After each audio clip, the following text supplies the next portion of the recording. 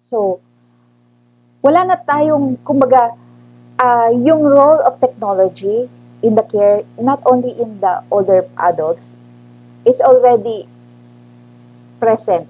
I mean, we cannot deny it anymore. May participation na talaga ang technology even in the care of older adults. Kasi 'di ba, issue yung technology in terms of older patients or older adults.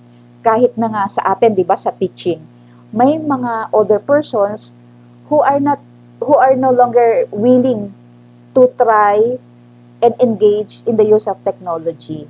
So, may role ang technology in providing quality care to the older patients. Okay? May mga benefits to, may mga advantages. Okay? Yung technology kasi already has transformed the landscape of chronic illness care. Kasi it already offers innovative solutions to improve patient outcome. Okay? May mga key applications ang technology in the care of older persons. Una din dito yung remote monitoring. Kasi there are already devices that can track vital signs and other health metrics, allowing for remote monitoring by healthcare providers. Pag sinabi nating healthcare providers, pwedeng hindi lang nurses, pwede rin kasama na dyan yung caregivers. Okay? Another is the presence of mobile health app. Lalo na sa Apple, di ba? Yung mga scanner na downloadable. Okay, there are already apps that provide personalized health information, medication reminders, and symptom tracking. So, madali para sa kanila. Ang role na lang ng caregivers dito is to assist them on how they will be able to use these technologies. Okay? Present, lalo na nung panahon ng COVID, di ba? Diyan talaga natin na utilize yung telehealth, which is the virtual consultations with the healthcare providers. This helped reduce the need for in-person visits, especially to those who have difficulty in mobility, either physically, handicapped sila, or they lack the mobility, particularly the transportation, to bring them to health facilities for follow-up checkups. Another role of technology is the AI, okay, or the AI-powered tools which can assist in the diagnosis, treatment planning, and patient monitoring.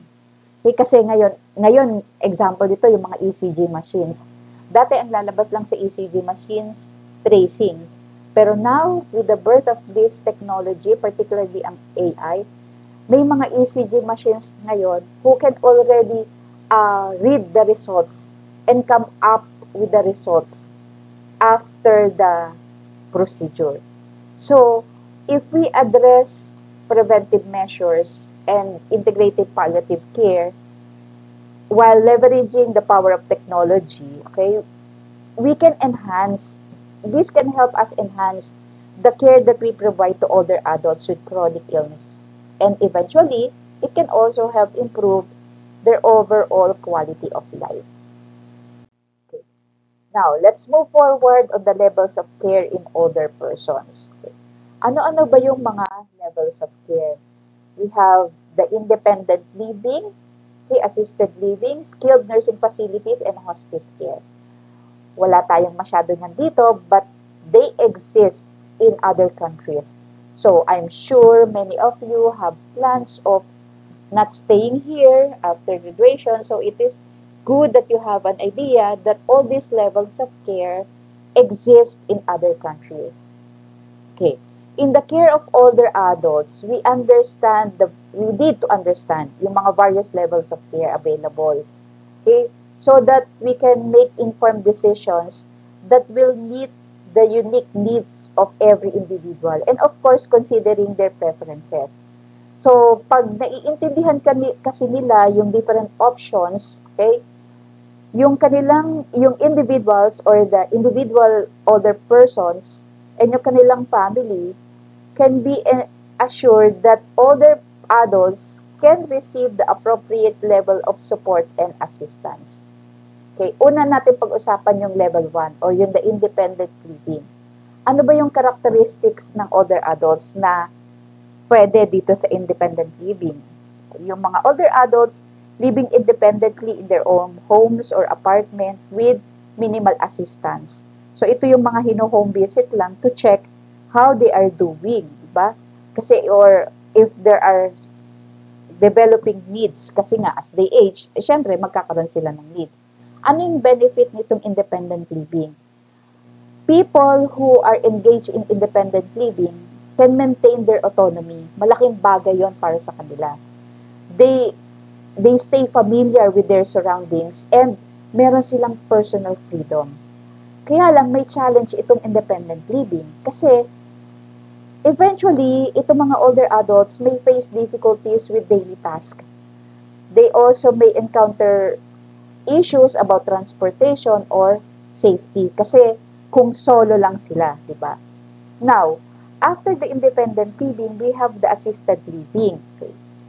Ito yung assisted living provides communal living arrangements with assistance in daily activities such as yung sa mga meals nila, medication management, and at the same time, yung housekeeping. Ano ang benefit ng assisted living?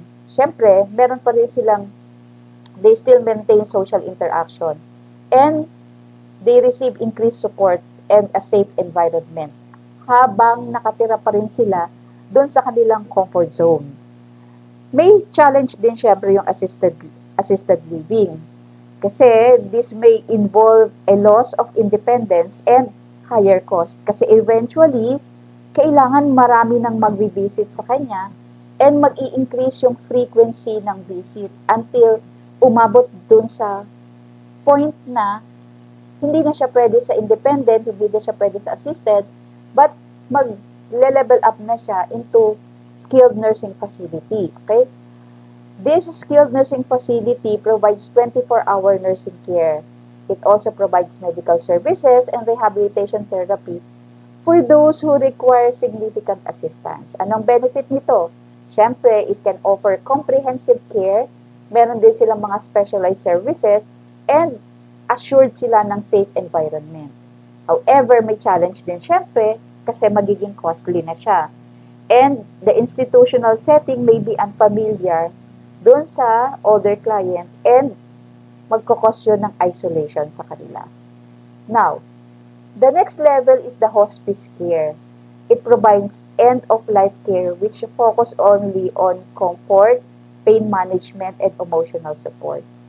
Ang benefit niya, syempre, it can improve quality of life, it can offer peace of mind, and provide support to families. Ang challenge niya, it can be emotionally demanding for families and caregivers. Kasi syempre, makikita mo siya, inaalagaan mo, while we all know, ano na lang yung hinihintay nila, that we are already only waiting for the end of time.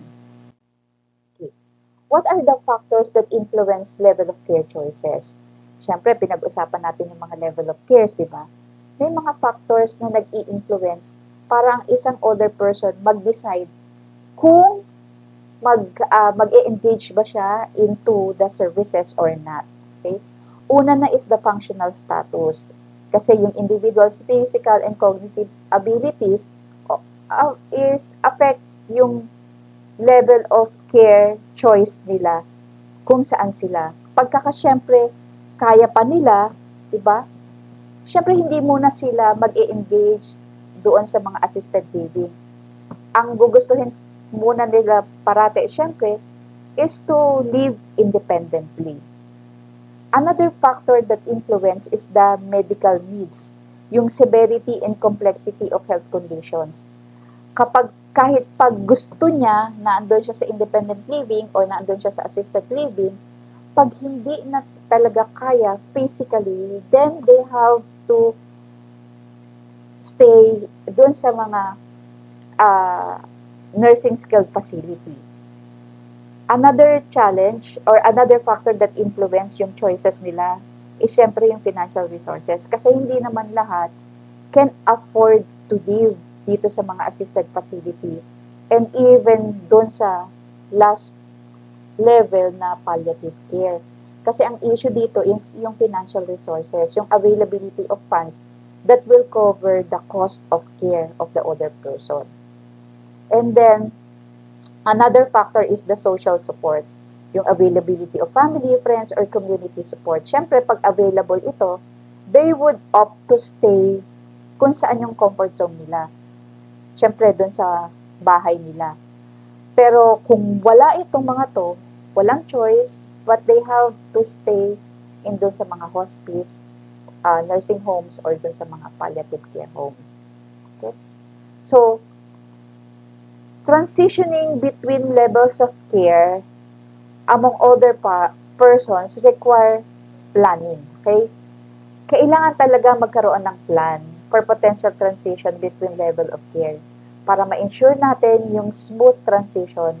And of course, hindi naman mag-provide ng, anong tawag dito, yung parang shock pa, culture shock in term considering the older adults. Kasi especially kung yung older adult is doon na siya pinanganak at tumanda in their individual home. Pagkatapos eventually sasabihin mo sa kanila that they have to transfer to a nursing home or in an older care facility.